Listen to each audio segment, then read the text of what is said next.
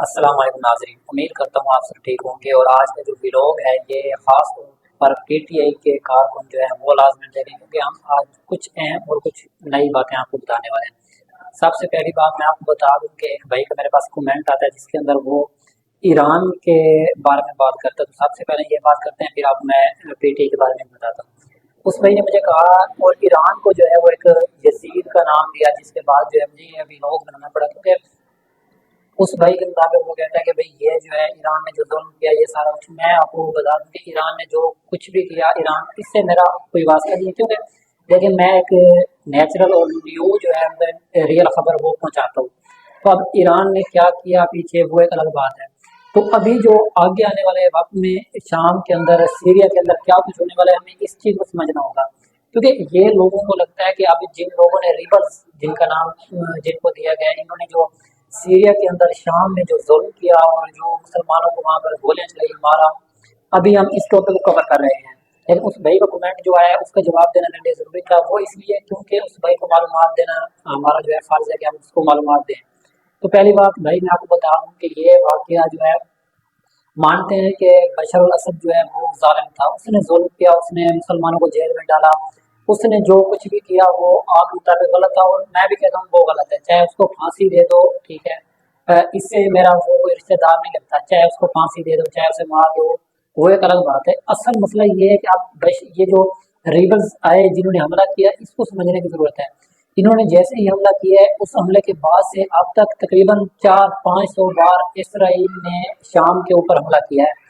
अब इस चीज़ को भी आप लोग समझो, जब तक बशर अल असद वहाँ पर हुकूमत कर रहा था, वहाँ पर ईरान और जो रशिया है इसके भी वहाँ पर जो सैनिक थे, इनके भी वहाँ पर यूं समझो बैस बने हुए थे फौजियों के। तो इसराइल की इतनी औकात नहीं हुई, इसराइल के अंदर इतना दम नहीं था, इसराइल के अंदर इतनी पावर नहीं थी कि ईरान और रशिया के होते हुए वो शाम के अंदर या शाम के ऊपर हमला करें, या इस सीरिया के अंदर उसने एक कदम भी सीरिया की तरफ आगे बढ़ाया हो। जैसे ही ईरान और रशिया वहां से वापस हटे हैं, रशिया की भी और ईरान की फौज वापस चली गई। उसके बाद मेरी खबर पहुंचाने तक, हो सकता है ये मेरी खबर जब तक अपलोड होगी तब तक इसराइल के फौजी सीरिया के अंदर दाखिल हो चुके होंगे। ये आप लोगों ने इस बात को समझना है।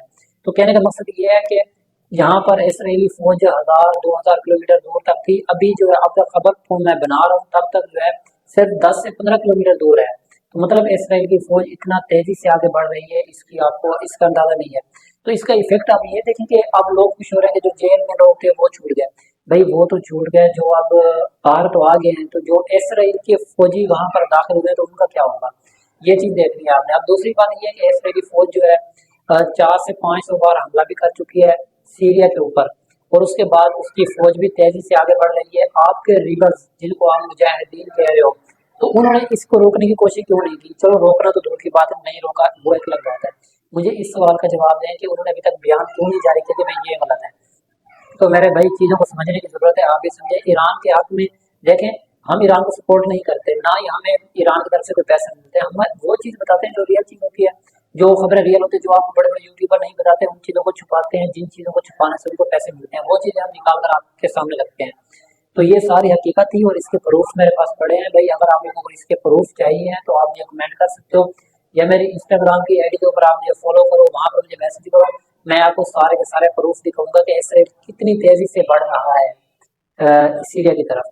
तो ये सारी मालूमात थी, क्योंकि आप देखें कि इसराइल और अमेरिका चाहता था कि भाई यहाँ से ईरान खत्म हो जाए, ईरान यहाँ से निकल जाए, और इसी चीज़ से इसराइल अब बहुत खुश है, क्योंकि इसराइल अब जो चाहेगा वो कर सकता है। क्योंकि इसराइल को रोकने वाला सिर्फ ईरान था, जो अब वहां से निकल चुका है। तो अब आगे आप देखो कि क्या होता है फ्यूचर में, और फ्यूचर में आप लोगों को मेरी बात याद आएगी कि मैंने आपको क्या चीज़ रियल बताई थी या फेक बताई थी। तो इस चीज़ का अल्लाह ना करे कि ऐसा कुछ हो, आप इंतजार करें और देखेंगे फ्यूचर में जो लोग वहाँ से जेलों से बाहर हैं उनका भी देखें, और जो भी आगे मामला होंगे वो खतरनाक होने वाले हैं। क्योंकि ये साजिश अमेरिका और इसराइल की ही तरफ से थी जो कामयाब हो रही है, और इसमें तुर्की भी अमेरिका और इसराइल का साथ दे रही है, ये भी रियल चीज़ है। तो रियल खबरें हमारे पास प्रूफ होते हैं, लेकिन हम अपने चैनल पर अभी नहीं दिखा सकते, चैनल छोटा है, डिलीट होने का खतरा होता है। तो इंशाअल्लाह ताला जैसे हमें आपकी तरफ से प्यार मोहब्बत मिलेगी तो हम सबूत दिखाना भी शुरू कर देंगे। और उम्मीद करता हूँ मेरी एक बात समझ आई होगी, और जो इमरान खान की मैं बात करने वाला था वो अगले व्लॉग में करूँगा, क्योंकि व्लॉग लंबा हो रहा है, तो आप लोग जो है व्लॉग के ऊपर ज़्यादा देर बैठते नहीं हो। تو وہ اگلے ولاگ میں عمران خان کے بارے میں ہم بات کریں گے. تب تک اجازت دیں, اللہ حافظ. اور اس ولاگ کو جانے لازم سننا ہے کیونکہ وہ ولاگ پی ٹی آئی کے کارکنوں کے لیے خاص طور پہ ایک تحفہ ہوگا جس کے اندر آپ کو کچھ خبریں بھی دی جائیں گی اور ریئل چیزیں آپ کو بتائی بھی جائیں گی. امید کرتا ہوں میری باتیں سمجھ آئیں گی. چینل کو سبسکرائب کریں, ویڈیو کو لائک شیئر لازمی کر دیں تاکہ ہمیں حوصلہ افزائی ملے, اور کمنٹ ایک لازمی کرنا ہے جس سے ہمیں جو ہے یہ ہوتا ہے کہ آپ لوگ ہماری ویڈیو کو کتنا دیکھتے ہو. تو امید کرتا ہوں آپ کو ویڈیو پسند آئی ہوئی.